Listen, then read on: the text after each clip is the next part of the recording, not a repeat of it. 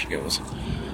Okay, I don't know how much you're gonna see on this, but I'm gonna show the two-hole method, which makes it easier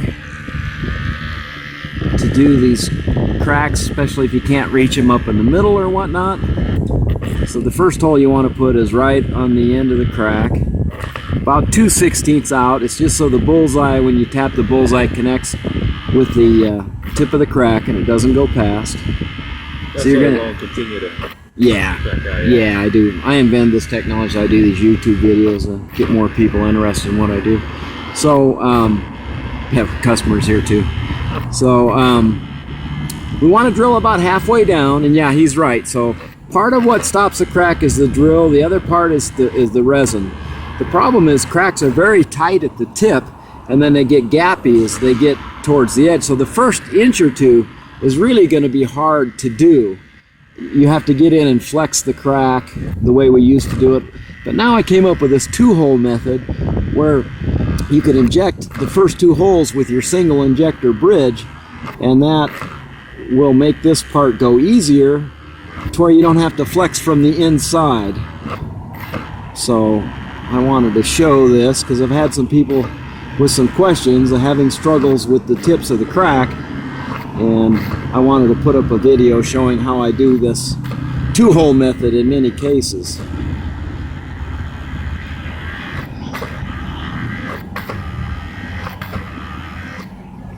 Okay.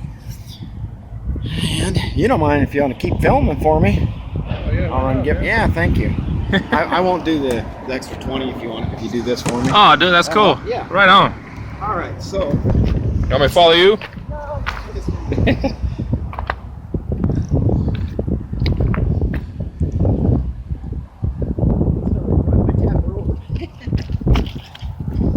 So it's about to rain today, so we're trying to get everything. Now the customer's going to help me film this, so that'll be nice. So first we're going to tap the end. It's so hard to film these, but just do the best you can. Tap the low bullseye on the end, and then we're going to tap the second hole that I put down there. And then I'm going to go get my injectors ready.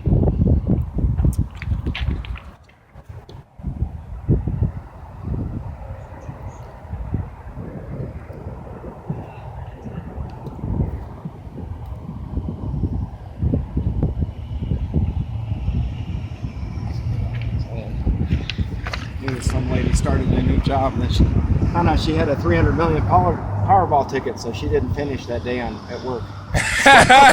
Who would? Yeah, who would? I'd be like, I'm done. End the video. See you later. Here's $300 for a new windshield. So awesome. we're gonna use the thin resin. You use the chip resin when you're doing chips, or the first part of the crack. You can use either 20 or 45, which is very thin. So we're going to put 2 or 3 drops in there. And then I'm just using a single injector for the tip, then I'm going to jump on with my dual injector, because down at the edge of the crack there's a huge gap, and I'll show that with a razor blade when I come back. So we want to see if this is taking resin here, the tip. And it's taken a little, so it's moved. It's so hard to see without these angles, but it's down about a 1/8 of an inch, 1/4 of an inch. Is starting to turn this corner. You always, whenever you're repairing a crack, you have to look at extreme angles, because that's when you can see it, and it's going to be hard for him to film. Although if you come up here and shoot at that angle while getting that other injector ready, you might be able to see it.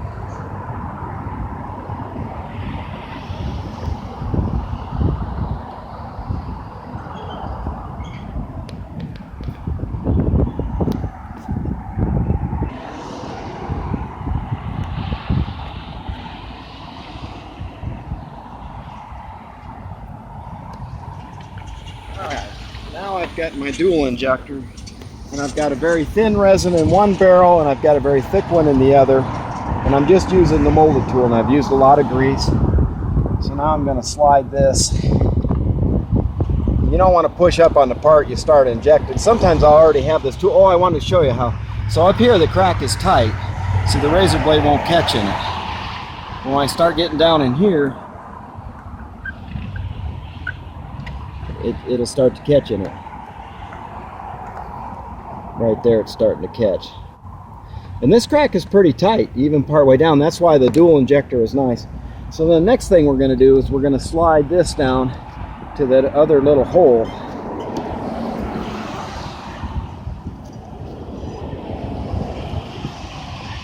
And that may push a little bit back the other way, which is okay.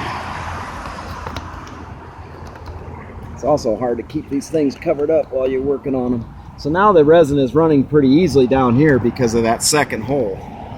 And that's where I'm going to jump on. So I'm going to get this up here, make sure I've got all the air out of my feet on my suction cup, and then I'm going to turn this down. And I'm going to always have the thin resin coming out first, because we're still in a pretty tight part of the crack, right? So the question is can I jump on and just continue? Once we're starting to get in the gap, so it should start to go.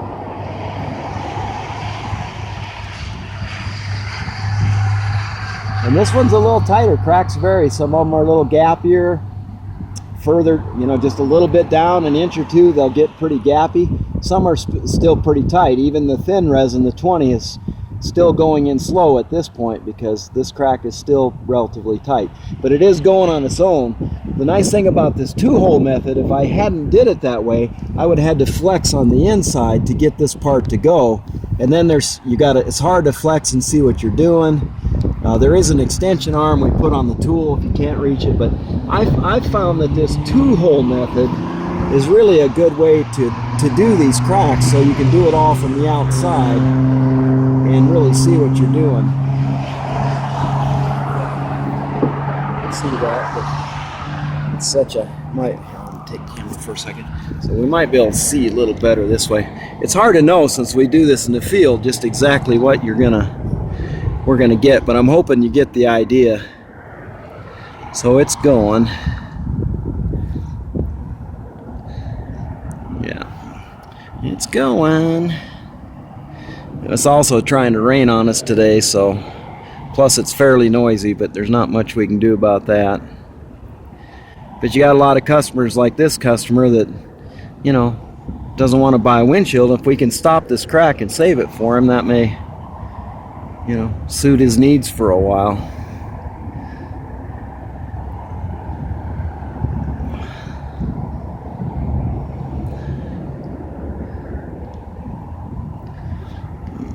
Oh, baby. Now I'm going to put both barrels on there. Make sure you got the thin coming out first, because you want the wetting, and we're still in the tight part of the crack.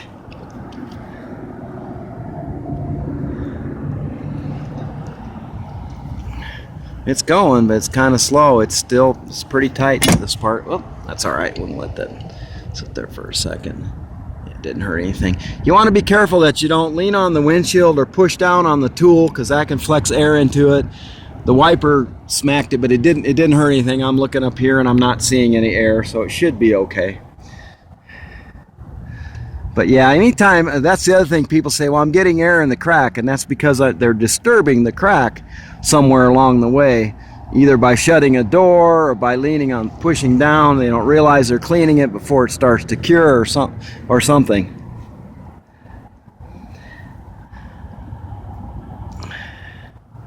This bugger is tight, even clear down in there, which is unusual, but cracks are all over the map on what they do.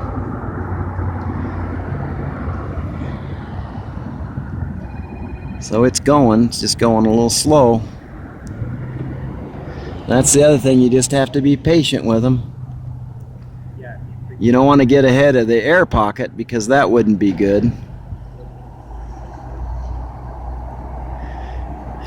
And I could tell with my razor blade that this crack was pretty tight further down, which is, like I said, not typical, but it is what it is on this one.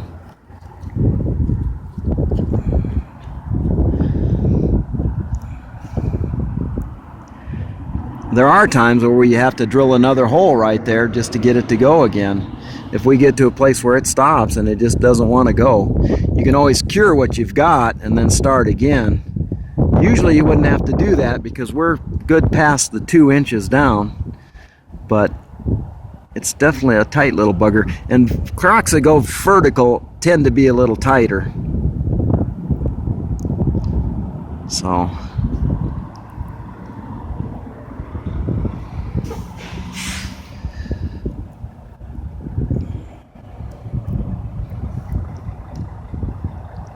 yeah, it's just right there. I think if I could get this next 1/4 inch, it would start to go. So there is one other thing you can do. I'm gonna let you film if you would, please, for me. You could take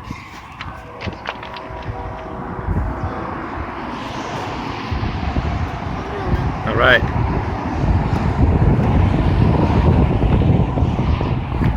What's happening, Tim? Hey, how's it going? It's good, man. Oh, just fixing a crack and making a YouTube video. How are you doing? Oh, not bad. Good. So you can use pit filler and a cure tab, because I want to kind of flex this part. So I'm actually going to release this tool and slide it out of the way. And then I'm going to put pit filler on this part, which is, you know, the real thick resin, because I'm going to get in there and have to flex this to get this part to go. It's still tight. It's either that or drill another hole, but I think let's just leave it down for now. I think if I go in there like that,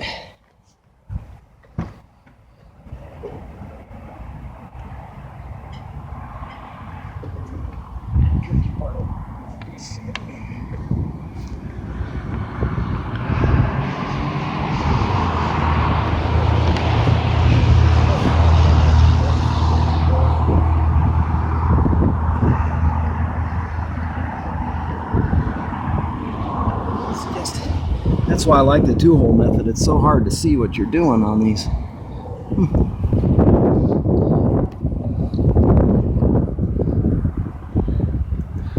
Oh, that one must have blown the O-ring a little or flexed it underneath or something.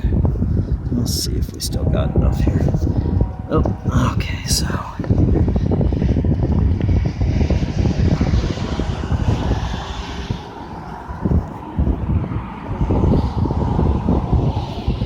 Like every time I want to do the video, and you have one that fights with you all the way through. So if you have one that fights with you all the way through, the thing to do is just let that part cure and drill into it, and then use your that's got to go in there. Goddamn, that's the problem. I'll hold it though. Yeah, thanks. Yeah, so we're going to have to drill into it right about here to get it to go again.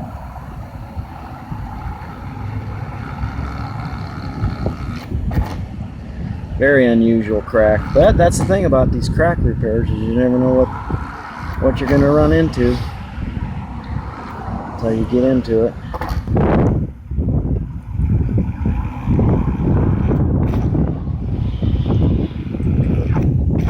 It's getting a little dull, but hopefully it's only drilled about 50. It's drilled probably 50 holes, so it's about ready to be changed.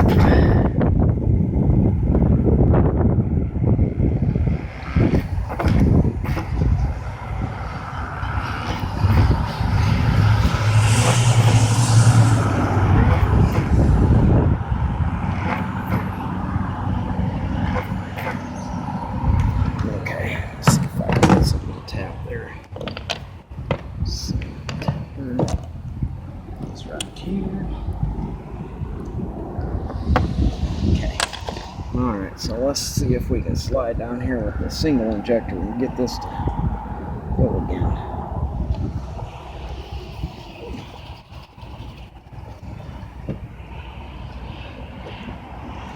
And of course it'll push the air back. Yeah, so now we get it going again.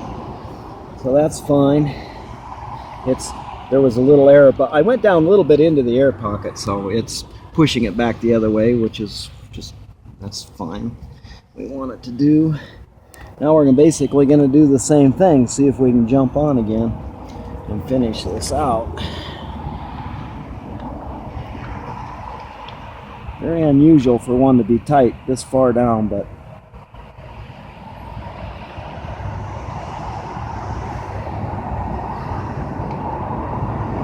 might have 120 in the injector left.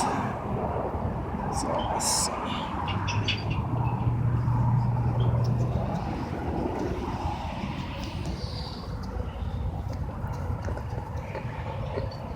All right.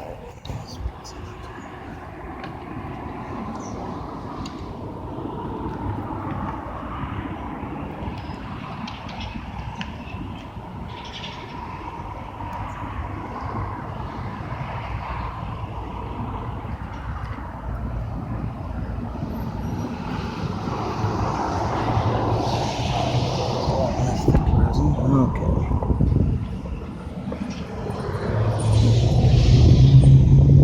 Start. There we go. Okay, how far down are we? Right about there. Yeah, this is really unusual to be this tight, this far down.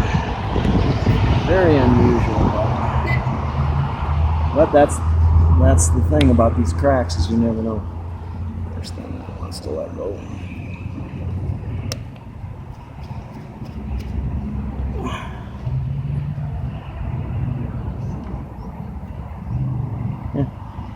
Yeah, it's tight, clear down in there. Interesting.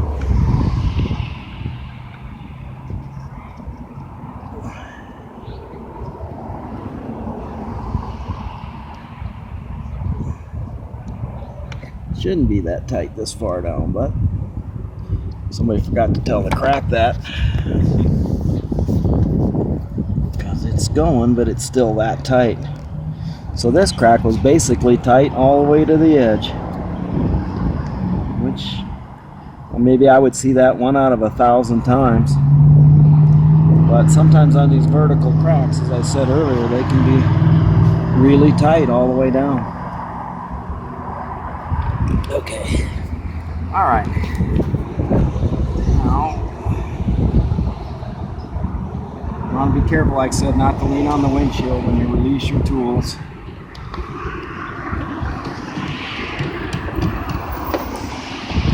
Out of the way, then we'll get it cleaned up and we'll see what we got.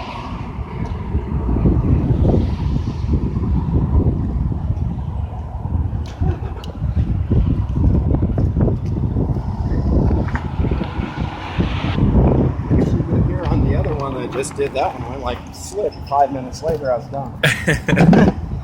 Of course, when I get somebody to film and I run into one of these that struggle, but you know, I still put the videos up a lot of times because people need to see what they're really going to be getting into, you know. But some of these cracks are really going to mess with them.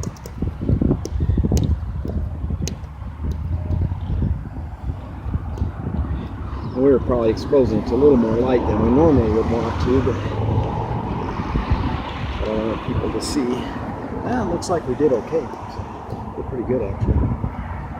Okay, so we got a little chip. We got a little chip we got to fix here next.